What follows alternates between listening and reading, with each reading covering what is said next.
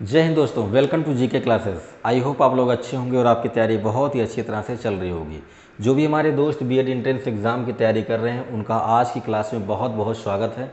दोस्तों, आज की जो क्लास होने वाली है वो मैथ की क्लास होगी और इस क्लास के अंदर हम लोग बात करेंगे आव्यूह के बारे में। दोस्तों, अभी तक मैंने आव्यूह के बारे में बता दिया कि आव्यूह होता क्या है, इसका मतलब क्या है, इसको लिखते कैसे, रिप्रेजेंटेशन, नोटेशन, सब कुछ मैंने आपको बता दिया है। साथ ही साथ मैंने आपको बता दिया कि आव्यूहों का जोड़ कैसे करते हैं, आव्यूहों को हम लोग घटाना कैसे करते हैं। तो अगर आपने प्रीवियस क्लासेस की वीडियोस नहीं देखी हैं तो एक बार आप डिस्क्रिप्शन ज़रूर चेक करें, आपको वहाँ पर प्लेलिस्ट मिल जाएगी, आप वहाँ से वीडियोस देख सकते हैं। ठीक है, तो चलिए आज की क्लास शुरू करते हैं। और शुरू करने से पहले अगर आपने क्लास ज्वाइन कर लिया तो क्लास को लाइक कर दीजिए, अपने दोस्तों में शेयर कर दीजिए ताकि आपके दोस्त भी क्लास से जुड़ जाएँ, उनका भी फ़ायदा हो पाए। ठीक है, तो चलो, जोड़ और घटाना हम लोग पढ़ चुके हैं, तो हम बात करेंगे आव्यूहों के गुणन के बारे में, यानी आव्यूहों का गुणा हम लोग कैसे करते हैं। बहुत ज़्यादा डिटेल में नहीं जाने की ज़रूरत है आपको, है ना। बहुत ज़्यादा डिटेल में जाने की ज़रूरत नहीं है, क्योंकि क्वेश्चन जब हमारे सामने आएगा ना तो हमें कम से कम समय में गुणा करना होगा।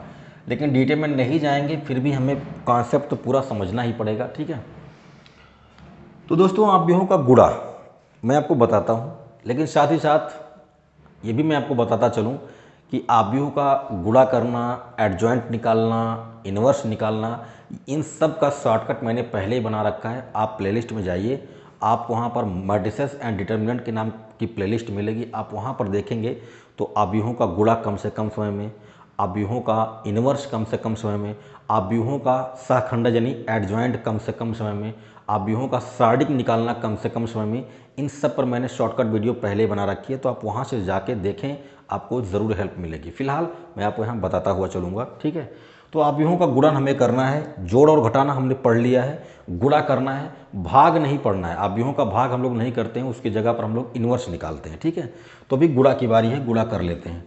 समझो बात को।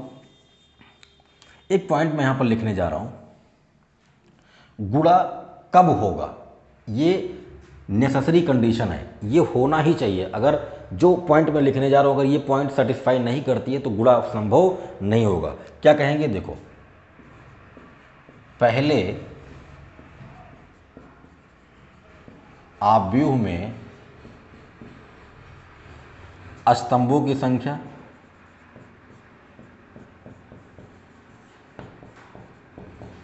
बराबर दूसरे आव्यूह में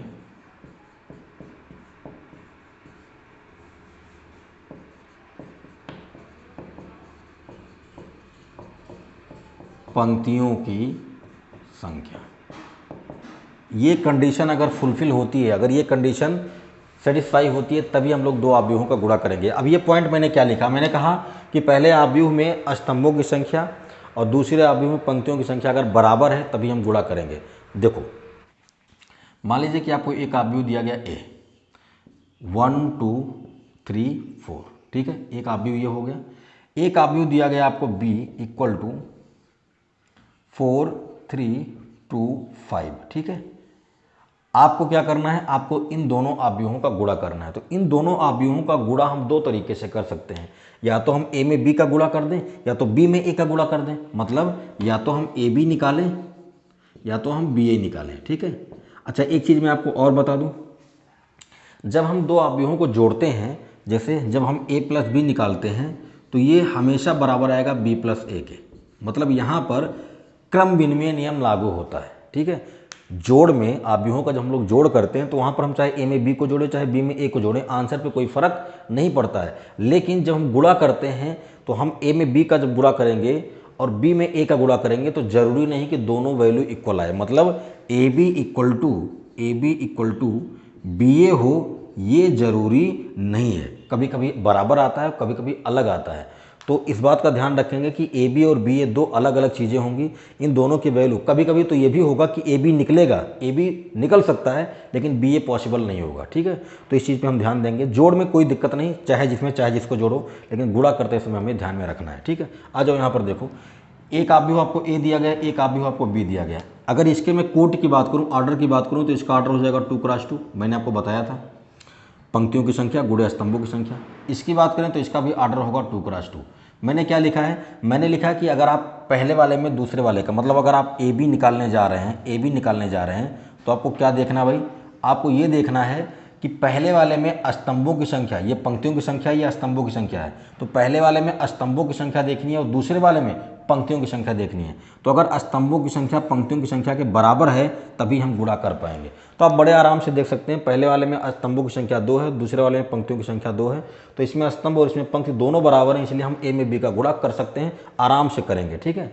अच्छा, मैंने आपको ये भी बताया कि अगर आप दो अवयवों का गुणा करने जा रहे हैं तो जरूरी नहीं कि ए का बी में गुणा हो और बी का ए में गुणा हो और दोनों वैल्यू बराबर आए। ये मैंने आपको समझा दिया, अभी मैं एग्जांपल के द्वारा आपको दिखाऊंगा भी। ठीक है, देखो, तो ए का बी में गुणा करने जा रहे हैं, बहुत ही सिंपल तरीका, मैंने पहले ही बता रखा है, पहले ही बता रखा है। आप प्लेलिस्ट में जाइए, मैट्रिक्स एंड डिटर्मिनेंट नाम की प्लेलिस्ट मिलेगी, वहाँ पर मैंने आपको अवयवों का गुणा करना सिखाया है, बहुत ही कम से कम समय में आप गुणा कैसे करोगे। चलो मैं यहाँ भी आपको बता देता हूँ। देखो, हम करते क्या हैं, हम अवयव का अगर ए का बी में गुणा करने जा रहे हैं तो हम कहते क्या हैं कि इसके पंक्ति का इसके स्तंभ में गुणा करते हैं, मतलब इसके जो पंक्ति के अवयव हैं उनको हम लोग इसके स्तंभ के अवयवों के साथ गुणा करके लिख देते हैं। तो हम बहुत ही सिंपल तरीके से काम करने वाले हैं। देखो, ए में बी का गुणा करने जा रहे हो तो हम इस 1 2 को हम यहाँ पर लिखेंगे 1 2। एक बार समझ लेंगे ना तो बहुत आराम मिलेगा आपको और आप देखेंगे कि कम से कम समय में आप गुणा कर पाएंगे। 3 4 को आप यहाँ पर लिख लीजिए, लिख लिया। अभी जो 4 3 2 5 है, इस वाले की पंक्तियों को लिखेंगे और इस वाले के स्तंभ को लिखेंगे, क्योंकि हम पंक्तियों को स्तंभ में गुणा करते हैं। तो इसके पंक्तियों को लिख लिया, अब इसके स्तंभ को लिखेंगे। तो 4 2 को यहाँ पर लिखेंगे और 3 5 को यहाँ पर लिखेंगे। ठीक है, हो गया। अब देखो, कुछ नहीं करना है, इस 1 का 4 में गुणा करो, 2 का 2 में गुणा करो, दोनों को जोड़ के लिख दो।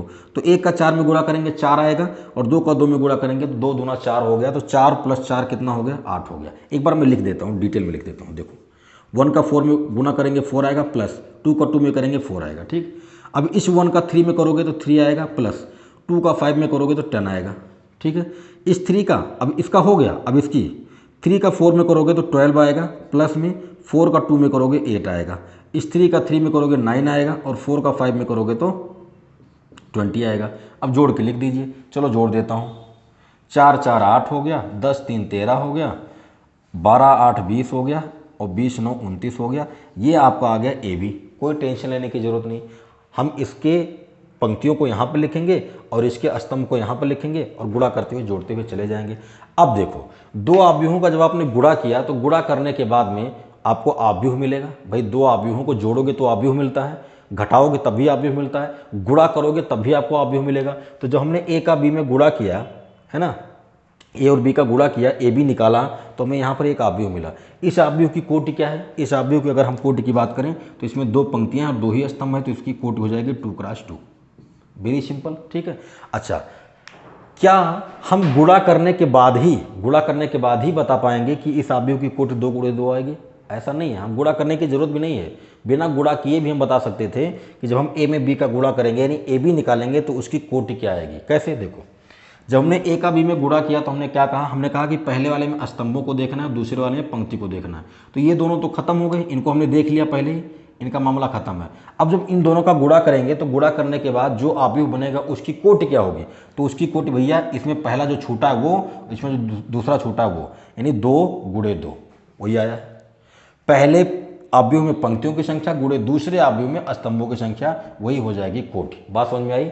जब गुणा करने के लिए हम तैयार होंगे, जब गुणा करने के लिए जाएंगे तब हमें पहले देखना है कि पहले में स्तंभ कितने हैं, दूसरे में पंक्ति कितनी है। लेकिन गुणा करने के बाद अगर हमें कोटि लिखनी है, आर्डर लिखनी है, तो हमें देखना होगा कि पहले में पंक्ति कितने हैं और दूसरे में स्तंभ कितने हैं। ठीक है, तो ये मैंने आपको ए बी करके दिखा दिया। अब इसी प्रकार आप बी का ए में गुणा करके चेक कर सकते हैं कि बी ए क्या आएगा।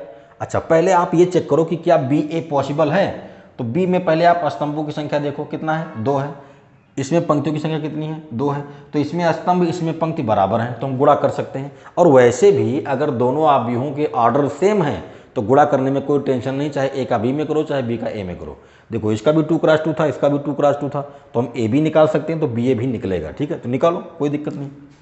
लेकिन जरूरी नहीं, हर जगह ये पॉसिबल नहीं है। यहाँ पर ऑर्डर सेम है तो हो जाएगा, लेकिन जहाँ ऑर्डर सेम नहीं होगा वहाँ पर जरूरी नहीं है कि ए का बी में हुआ तो बी का ए में होगा। ठीक है, अभी मैं आपको एग्जाम्पल के द्वारा दिखाता हूँ। तो बी का ए में निकालने जा रहे हैं, बी ए करने जा रहे हैं, ठीक है, बी ए करने जा रहे हैं तो इंटर कर लीजिए, इंटर के बाद डिग्री कॉलेज में नाम लिखा लीजिए, बी ए हो जाएगा, है ना। देखो भाई, बी का ए में गुणा करने जा रहे हो तो इसके पंक्तियों को इसके स्तंभों के साथ गुणा करोगे, तो इसका जो पंक्ति है 4 3 उसको यहाँ पर लिखो, 2 5 इसको यहाँ पर लिखो, ठीक है, और इसका जो पंक्ति है 1 3 उसको यहाँ पर लिखोगे और 2 4 उसको यहाँ पर लिखोगे, ठीक है। अब कुछ नहीं, जैसे इसमें किए थे वैसे इसमें करेंगे। 4 का 1 में करोगे 4 आएगा और 3 का 3 में करोगे 9 आएगा, तो 9 और 4 कितना हो गया, 13 हो गया। इसका इसमें गुणा करके इसका इसमें गुणा करके जोड़ देना है, ठीक है। 4 का 2 में करोगे 4 दूना 8 और 3 का 4 में करोगे 3 चौक 12, 12 और 8 कितना हो गया भाई, 20 हो गया, ठीक है। 2 का 1 में करोगे तो 2 आएगा और 5 का 3 में करोगे 15 हो गया, 15 और 2 17, ठीक है। 2 का 2 में करोगे 4 आएगा, 5 का 4 में करोगे तो 20 आएगा, तो 20 और 4 24, ये हो गया आपका बी ए। इसका भी ऑर्डर 2x2 होगा, ठीक है। अब देखो ए बी की वैल्यू कितनी आई थी, 8 13 20 29, इसकी कितनी आई है 13 20 17 24। क्या दोनों बराबर हैं, नहीं, दोनों बराबर नहीं हैं। इसलिए मैंने कहा कि ए बी ए के बराबर हो, ये जरूरी नहीं है, ठीक है। तो इस तरह से हम 2x2 मैट्रिक्स का मल्टीप्लाई करते हैं। चलो मैं आप 3x3 का मैट्रिक्स लेता हूं और आपको मल्टीप्लाई करके दिखाता हूं। एक बार आप स्क्रीनशॉट ले लीजिए।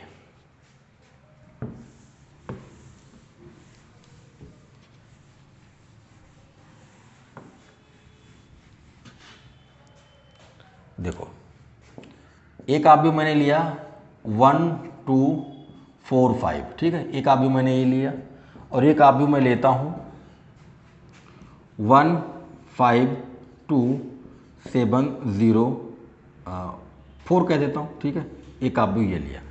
सबसे पहले आप दोनों आव्यूहों का ऑर्डर देखिए, क्रम देखिए, कोटि देखिए क्या है। तो इसका 2x2 है, और इसकी बात करें तो इसमें 2 पंक्तियां हैं लेकिन 3 स्तंभ हैं, 1 2 3, तो इसका हो गया 2x3। अब अगर आप ए बी निकालने जा रहे हैं, ए बी निकालने जा रहे हैं, तो पहला काम आपको क्या करना है, पहला काम आपको ये करना है कि आपको देखना है कि ए में स्तंभों की संख्या और बी में पंक्तियों की संख्या के बराबर है। तो आप देखो, इसमें 2 है, इसमें भी 2 है, तो इसमें स्तंभ इसमें पंक्ति दोनों बराबर हैं, इसलिए ए में हम बी का गुणा कर सकते हैं, आराम से हो जाएगा, ठीक है। अच्छा, गुणा करने के बाद जो आव्यूह आएगी उसकी कोटि क्या होगी, तो उसकी कोटि के लिए कोई टेंशन लेने की जरूरत नहीं। इसको और इसको हम देख चुके हैं, तो इसको हटा दो, 2 और 3 बच रहे हैं, इसको यहाँ पर लिख दो, ठीक है, ये तो होगा। अब हम लोग गुणा करने चल रहे हैं, तो इस आव्यूह में इस वाले आव्यूह से गुणा करने जा रहे हो, तो इसके पंक्ति कौन है, 1 2 है और 4 5 है, इसको यहाँ पर लिख दो। और इसके जो स्तंभ हैं 1 7 इसको यहाँ पर लिखिए, 5 0 इसको यहाँ पर लिखिए, 2 4 इसको यहाँ पर लिखिए, ठीक है, हो गया। अब क्या करना है, अब कुछ नहीं, मल्टीप्लाई करते हुए चले जाओ। तो 1 का 1 में करोगे 1 आएगा, 2 का 7 में करोगे 14 आएगा, 14 और 1 15 हो गया। भाई जोड़ते हुए भी चलना है ना, 1 का 1 में करेंगे प्लस 2 का 7 में करेंगे, दोनों को जोड़ देंगे। 1 का 5 में करोगे 5, 2 का 0 में करोगे तो खत्म कहानी। तो 1 का 5 में किया तो 5 ही आएगा, 2 का 0 में करने पर 0 हो जाएगा। 1 का 2 में करोगे 2 आएगा, 2 का 4 में करोगे तो 8 आएगा, 8 और 2 10 हो गया। चलो भाई, 4 का 1 में करोगे 4 आएगा, 5 का 7 में करोगे 35, 35 और 4 कितना हो गया भाई, 39 हो गया। 4 का 5 में करोगे 20 आएगा, 5 का 0 में 0 हो गया, नहीं 20 हो गया।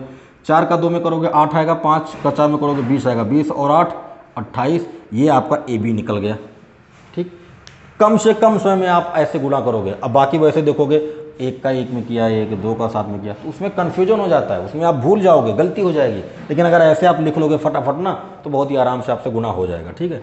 अब मैं आपसे कहूँ कि मुझे बी ए निकालना है, ठीक है, बी ए निकालना है, तो बी ए निकालने के लिए हमें क्या करना होगा, हमें बी वाले में स्तंभों की संख्या देखनी होगी और ए वाले में पंक्तियों की संख्या देखनी होगी। अब तो आप समझ गए होंगे, बी वाले में स्तंभों की संख्या देखो और ए वाले में पंक्ति की।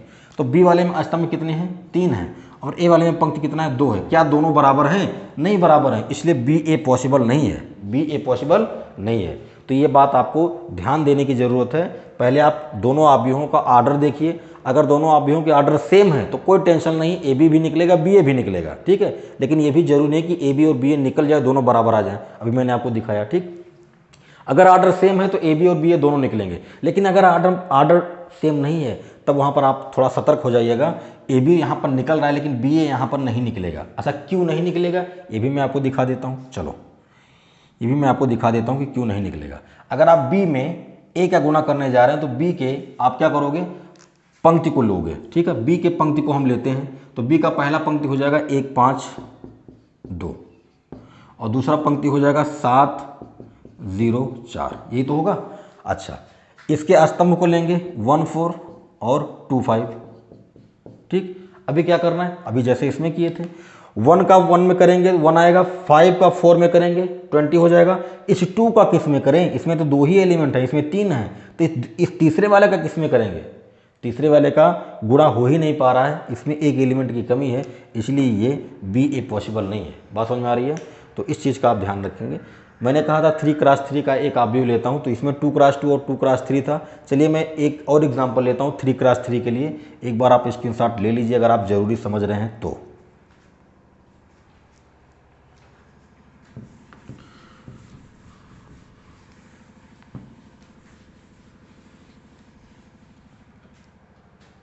चलिए एक अवयव मैं लेता हूं a बराबर 1 2 3 4 0 5 2 1 7, एक अवयव मैंने ले लिया। और एक अवयव मैं लेता हूं b के लिए कहता हूं 0 2 5 4 1 6 2 1 9, एक अवयव मैंने ये ले लिया। इन दोनों अवयवों की बात करें तो दोनों का आर्डर जो है वो सेम है, 3 क्रॉस 3 इसका भी है, 3 क्रॉस 3 इसका भी है ना। तो कोई टेंशन लेने की जरूरत नहीं है, आप ए में बी का करो चाहे बी में ए का करो, दोनों आप निकाल सकते हो, ठीक है। चलो करते हैं, ए में बी का हम गुणा करने चल रहे हैं, ठीक है। अगर आर्डर सेम है तो आपको कुछ देखने की जरूरत ही नहीं है, इसमें स्तंभ उसमें पंक्ति कुछ नहीं देखना है, आर्डर सेम है तो कोई टेंशन नहीं, सीधा गुणा करो।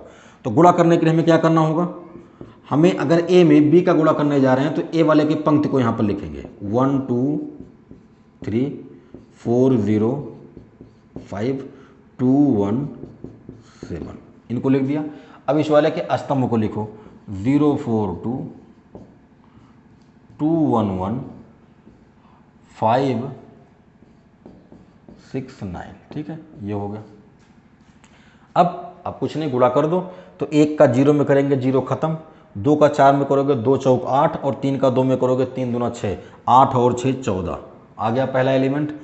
1 का 2 में करोगे 2 होगा, 2 का 1 में करोगे 2, 3 का 1 में करोगे 3, तो कुल मिला के 3 2 5 और 2 7 है ना, ये कितना आएगा 7 आ जाएगा। समझ में आ रहा है, 1 का 2 में किया 2 हो गया, 2 का 1 में किया 2 4, 3 का 1 में किया 7, ठीक है। 1 का 5 में किया तो 5 होगा, और 6 का 2 में किया तो 6 दूना 12 5 17 हो गया, और 9 3 27, तो 27 में 17 को जोड़ना है, 27 और 7 कितना होगा भाई 34 होगा, 34 और 10 कितना हुआ 44 हो गया, ठीक है।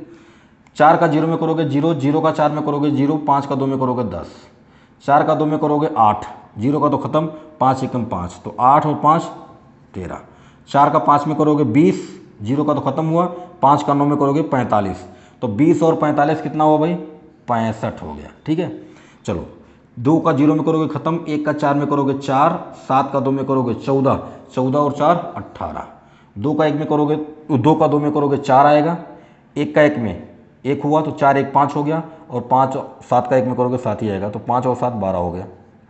2 का 5 में करोगे 10 आएगा, 1 का 6 में करोगे 6 आएगा, 10 से 16 हो गया, 9 7 63 है ना, 63 में 16 को जोड़ना है, तो 63 और 6 69, 10 79, ये हो गया आपका ए बी, आर्डर होगा 3 क्रॉस 3, ठीक है। तो इस तरह से हम 3 क्रॉस 3 मैट्रिक्स का मल्टीप्लाई बहुत ही आराम से, बहुत ही आसानी से कर सकते हैं। मैं आशा करता हूं कि आप समझ गए होंगे कि गुणा कैसे किया जाता है, गुणा करने के लिए क्या टर्म कंडीशन होती है, मैंने आपको बता दिया। पहले अवयव में स्तंभों की संख्या, दूसरे अवयव में पंक्तियों की संख्या के बराबर होनी चाहिए, तभी आप गुणा कर पाएंगे, ठीक है। तो एक बार आप स्क्रीनशॉट ले लीजिए, उसके बाद हम लोग आगे बढ़ते हैं।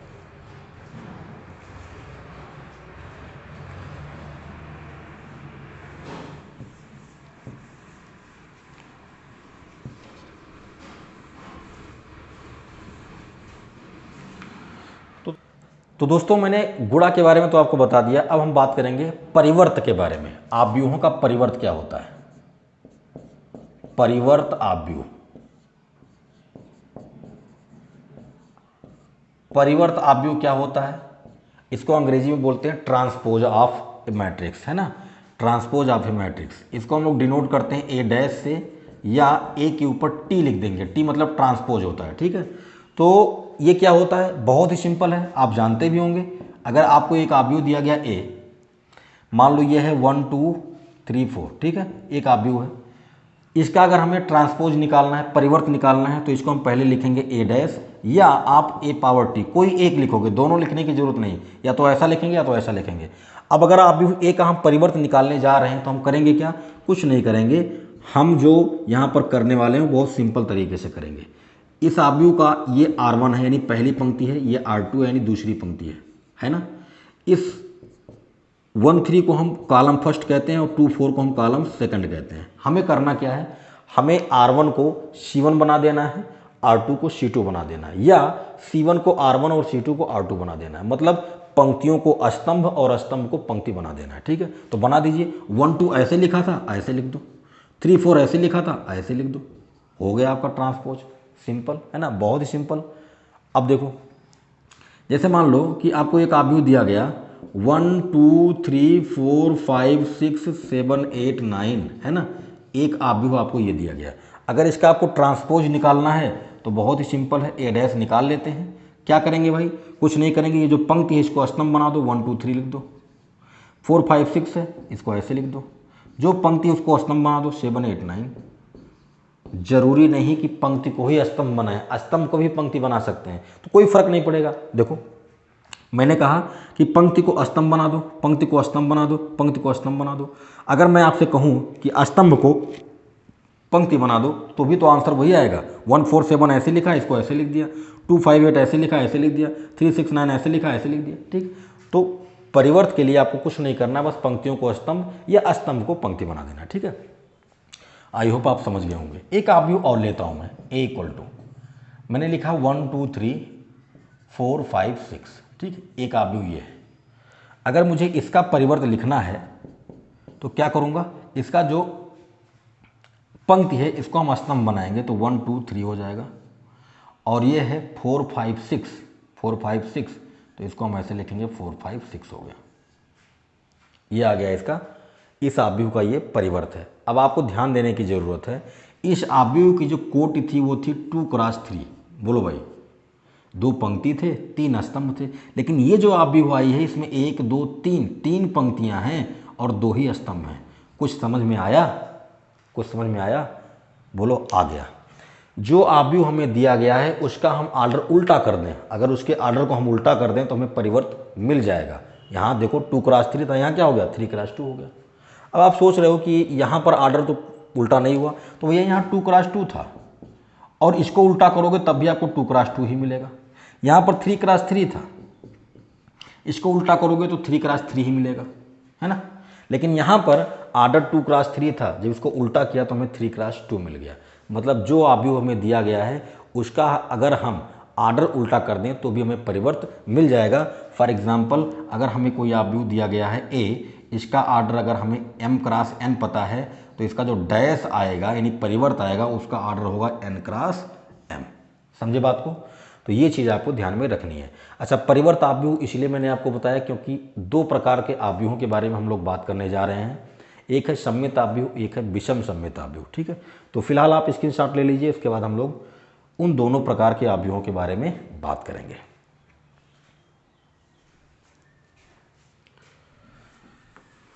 तो परिवर्त आप अच्छे से समझ गए होंगे, कुछ करना ही नहीं है, पंक्तियों को स्तंभ और स्तंभों को पंक्ति बना देना है, ठीक है। चलो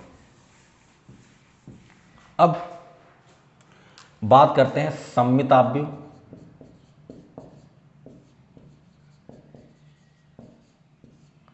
यानी अंग्रेजी में बोलते हैं इसको सिमेट्रिक मैट्रिक्स।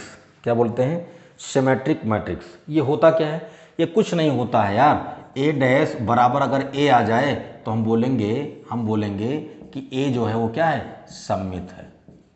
बोलो नहीं समझ में आया, बोलो समझ में नहीं आया तो भैया मैं एग्जांपल के द्वारा समझाता हूँ। देखो एक आव्यूह आपके पास ए है, ठीक है, ये है 1 2 2 5, ठीक है, मैंने 2 क्रॉस 2 का ही मैट्रिक्स लिया, 1 2 2 5 है। अब क्या करेंगे, अब आप इसका ए डैश लीजिए, ए डैश जब निकालोगे यानी इसका परिवर्त निकालोगे, परिवर्त जब आप निकालोगे तो आप क्या देखोगे कि इसका जो पंक्ति है इसको आप अष्टम बनाने जा रहे हो, तो 1 2 को हम क्या करेंगे, कॉलम बना देंगे, अष्टम बना देंगे।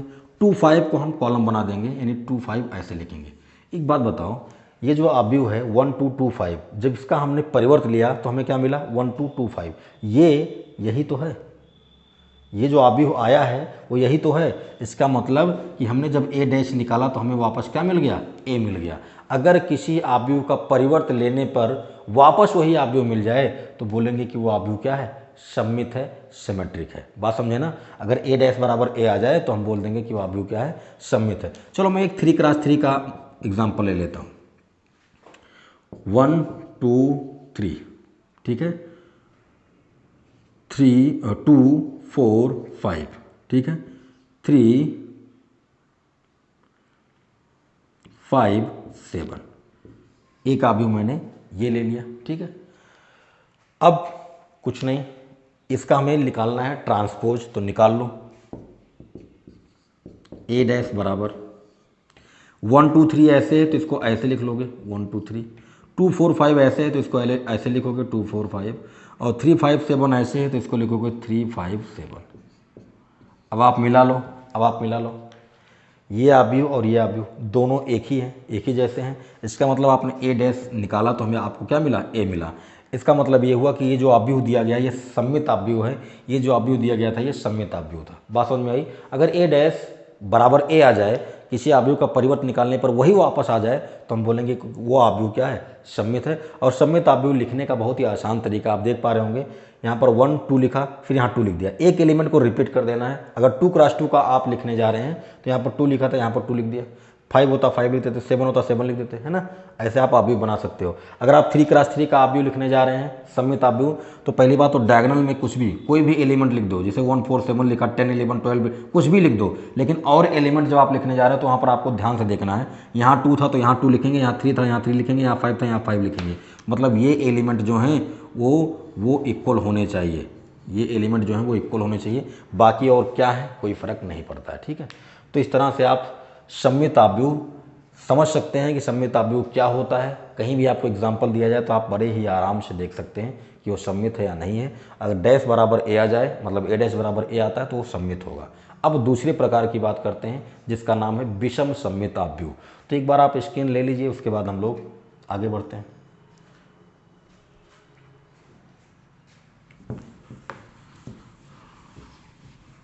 चलिए, दूसरा होता है विषम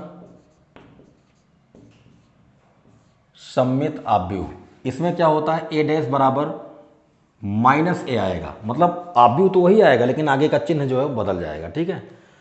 तब हम बोलेंगे कि ए क्या है, ए विषम सममित है। ए क्या है, विषम सममित अवयव है, ठीक है। अगर ए डैश बराबर माइनस ए आ जाए तो आपका अवयव जो होगा वो विषम सममित होगा, यानी स्क्यू सिमेट्रिक होगा। कैसे, देखो,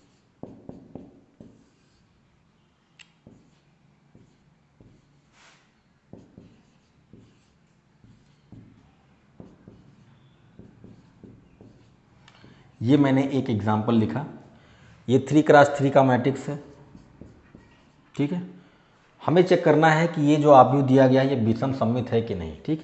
तो पहले आप ए डैश निकालिए, ए डैश। ए डैश निकालते समय आपको क्या करना है, पंक्ति को स्तंभ बना देना है।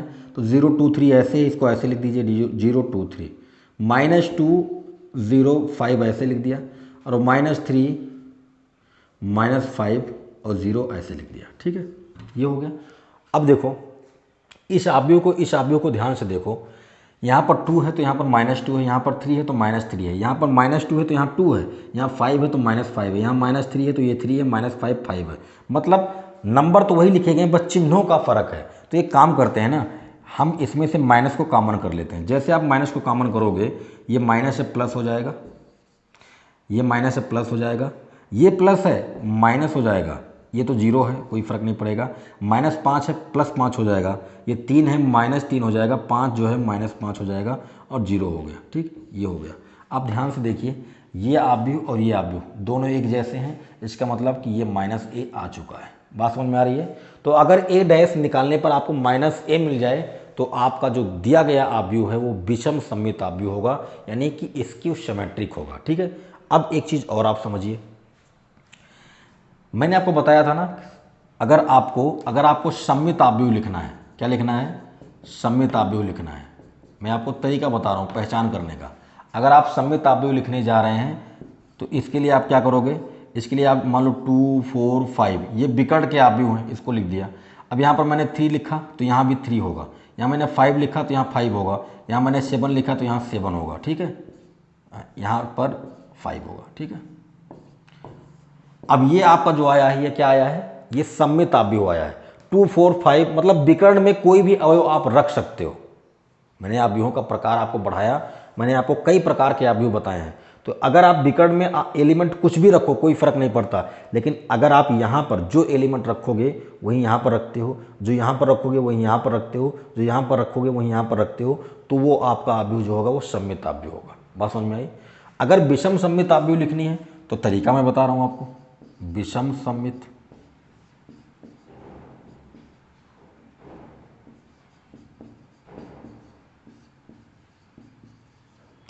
विषम सममित आव्यूह में क्या देखना है आपको, कुछ नहीं देखना भैया, देखो ध्यान से। पहली चीज तो विकर्ण के जो एलिमेंट हैं उनको 0 रखोगे। आपके सामने क्वेश्चन आएगा और आपसे पूछेगा कि बताइए कि इनमें से कौन सा आव्यूह विषम सममित है, तो ध्यान रखिएगा पहले आपको उस आव्यूह को खोजना है जिसमें विकर्ण के एलिमेंट 0 हैं। विषम सममित आव्यूह में जो विकर्ण के अवयव होते हैं वो 0 होते हैं, जैसे यहाँ पर देखो, है ना, तो विकर्ण के जो एलिमेंट हो गए वो 0 हो गए। अब यहाँ पर अगर आप 2 लिखते हो, यहाँ पर अगर आप 5 लिखते हो, समझो बात को, अगर मैंने यहाँ पर 2 लिखा, यहाँ पर 5 लिखा, तो यहाँ पर जो मैं एलिमेंट लिखूंगा वो 2 ही होगा, लेकिन नेगेटिव के साथ होगा। यहाँ पर 5 है तो यहाँ पर जो एलिमेंट होगा वो -5 होगा। अगर मैं यहाँ 10 लिखता हूँ तो यहाँ पर मैं -10 लिखूंगा। बात समझ में आ रही है।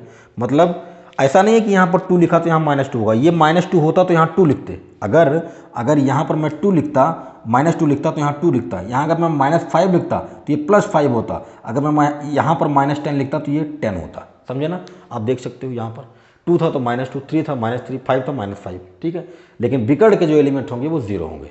तो ये मैंने आपको बता दिया कि सममित आव्यूह कैसे बनता है, विषम सममित आव्यूह कैसे बनाया जाता है, लिखा कैसे जाता है। आप बहुत सारे एग्जाम्पल बना सकते हो। ठीक है, तो ये सममित और विषम सममित के बारे में मैंने आपको बता दिया। अब 2 छोटी छोटी बातें और हैं सममित और विषम सममित को लेकर, उनको भी समझ लेते हैं। ठीक है, एक बार आप स्क्रीन ले लीजिए।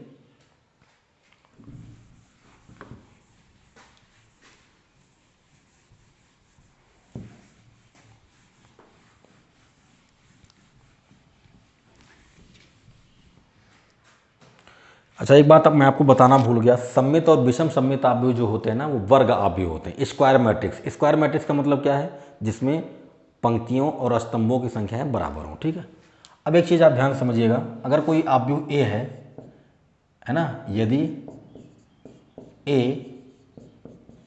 कोई वर्ग आव्यूह हो, स्क्वायर मैट्रिक्स वर्ग आव्यूह हो, तब अगर ए कोई वर्ग आव्यूह है तब a + a' सममित होता है। मैं आपको एग्जाम्पल के द्वारा समझाता हूं। और अगर a - a' है तो ये विषम सममित होता है।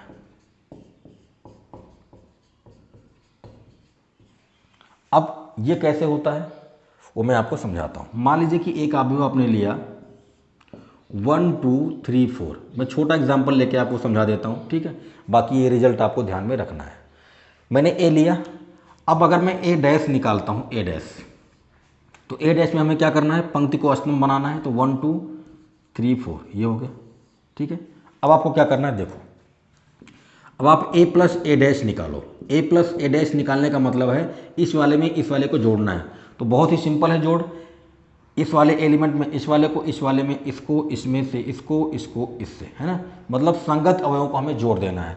तो 1 को 1 में जोड़ोगे 2 आएगा, 2 को 3 में जोड़ोगे 5 आएगा, 3 को 2 में जोड़ोगे 5 आएगा, और 4 को 4 में जोड़ोगे 8 आएगा। ठीक, अब मैंने कहा कि a + a' जो होता है वो सममित होता है। यहाँ पर मैंने a में a' को जोड़ा तो मुझे ये वाला आव्यूह मिला। इसको मैं थोड़ी देर के लिए एक आव्यूह मान लेता हूँ, सिंगल आव्यूह, और है भी ये आपको आव्यूह ही तो मिला है। अब इस आव्यूह का अगर मैं परिवर्त लेता हूँ, इस आव्यूह का क्या लूँ, परिवर्त लूँ तो मुझे वापस वही आव्यूह मिलना चाहिए। इस आव्यूह को मैं थोड़ी देर के लिए बी मान लेता हूँ। क्या मान लेता हूँ? बी मान लेता हूँ। तो बी बराबर क्या है? 2558, यही तो है। अब अगर मैं बी डैश निकालूँ तो क्या आएगा? 2558, वही तो आएगा भाई।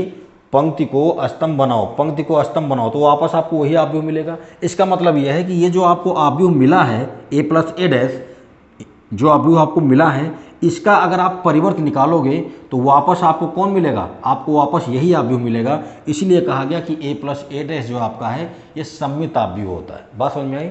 अगर आप किसी भी आव्यूह में उसके परिवर्त को जोड़ोगे, इस आव्यूह में उसके परिवर्त को जोड़ोगे तो जोड़ने के बाद जो आव्यूह मिलेगा वो क्या होगा? सममित आव्यूह होगा। बात समझे? और सममित के लिए आपको क्या करना है? इस आव्यूह का परिवर्त निकालो, वापस यही मिलना चाहिए। तो इस आव्यूह का जब हमने परिवर्त निकाला तो हमें वापस यही मिल रहा है, इसलिए हम बोलेंगे कि a प्लस ए डैश जो है वो सममित है। दूसरी बात, a माइनस ए डैश,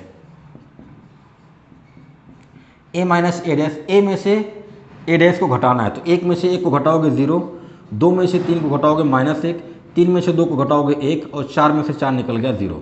आप वैसे भी समझ सकते हैं कि विकर्ण के एलिमेंट 0 आ गए हैं, तो यहाँ पर पॉसिबिलिटी है कि ये विषम सममित बन जाएगा। ठीक है, अब देखो, ये आपको एक आव्यूह मिला। अगर मैं इस आव्यूह का परिवर्त लेता हूँ तो मुझे क्या मिलेगा? देखो, मान लो थोड़ी देर के लिए कि मैंने 0 -1 1 0 को b मान लिया। अब अगर मैं इसका परिवर्त लेने जा रहा हूँ तो क्या करूँगा? इस पंक्ति को स्तंभ बना दूंगा। ठीक है, अब अगर मैं इसमें से माइनस कॉमन कर लूँ तो ये 0 है, ये प्लस है तो माइनस हो जाएगा, ये माइनस है प्लस हो जाएगा, ये 0 है। अब वापस देखो, ये जो आव्यूह था वही आपको वापस मिल गया है। इसका मतलब यह है कि b डैश बराबर क्या आ गया? b डैश बराबर -b आ गया है। तो अगर a डैश बराबर -a आता है, मैंने आपको बताया ना कि अगर a डैश बराबर a, तो ये आव्यूह आपका हो गया सिमेट्रिक, यानी कि सममित। और अगर a डैश बराबर -a तो ये हो जाएगा क्या? Skew symmetric. क्या होगा भाई? Skew symmetric. तो b डैश बराबर -b आ रहा है, इसका मतलब ये a माइनस ए डैश जो होगा वो क्या होगा? आपका विषम सममित होगा। तो इस बात को हमेशा ध्यान रखिएगा कि अगर किसी आव्यूह में उसी के परिवर्त को जोड़ेंगे तो वो सममित होगा, और अगर घटाएंगे तो विषम सममित होगा। ठीक है, तो ये छोटी सी बात आपको नोट करनी थी, नोट कर लीजिए। एक और छोटी सी बात है, उसको मैं आपको समझा देता हूँ, उसके बाद आज की क्लास को हम लोग रोकते हैं। इससे आगे की बात हम लोग नेक्स्ट क्लास में करेंगे। ठीक है,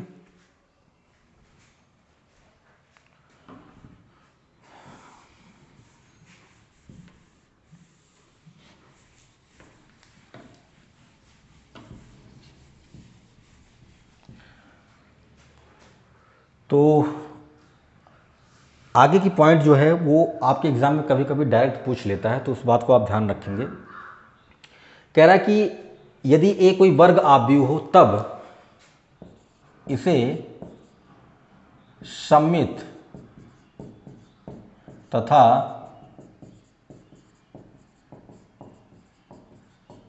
विषम सममित आव्यूहों के योग के रूप में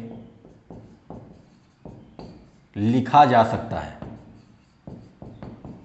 मतलब अगर कोई आव्यूह आपको a दिया गया है तो उसको आप सममित और विषम सममित आव्यूहों के योग के रूप में लिख सकते हो। मतलब उसको आप दो भागों में तोड़ के लिख सकते हो। जैसे अगर आपके पास कोई आव्यूह a है तो इसको मैं दो तरीके से लिख सकता हूँ। अभी मैंने आपको बताया कि a प्लस ए डैश जो होता है ये क्या होता है?